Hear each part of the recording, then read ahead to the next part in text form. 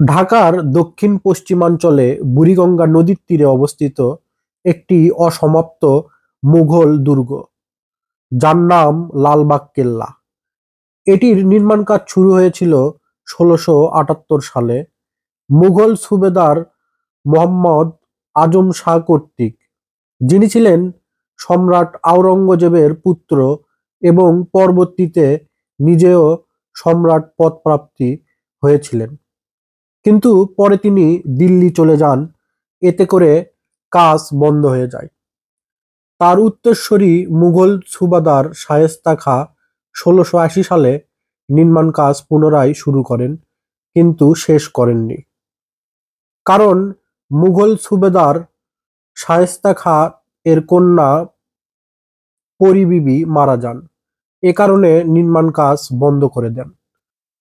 লালবাগ কেল্লার তিনটি প্রধান স্থাপনার একটি হল পরী বিবির সমাধি। শায়েস্তা খাঁ ঢাকা ত্যাগ করার পর এটি এর জনপ্রিয়তা হারায়। ঢাকা থেকে মুর্শিদাবাদে রাজধানী স্থানান্তর করা হয়েছিল, এটি ছিল প্রধান কারণ। রাজকীয় মুঘল আমল সমাপ্ত হওয়ার পর দুর্গটি পরিত্যক্ত অবস্থায় রয়ে যায়। ১৮৮৪ সালে এলাকাটি আওরঙ্গাবাদ নাম বদলে লালবাগ নাম পায় এবং দুর্গটি পরিণত হয় লালবাগ দুর্গে। সেই থেকে এখনো পর্যন্ত এটি লালবাগ কেল্লা নামে পরিচিত। দীর্ঘ সময় যাবৎ এটি ধারণা করা হতো যে দুর্গটি হচ্ছে তিনটি ভবন স্থাপনার সমন্বয়: মসজিদ, পরী বিবির সমাধি ও দেওয়ানি-ই-আম, সাথে দুটি বিশাল তোরণ ও আংশিক ধ্বংসপ্রাপ্ত মজবুত দুর্গ প্রাচীর।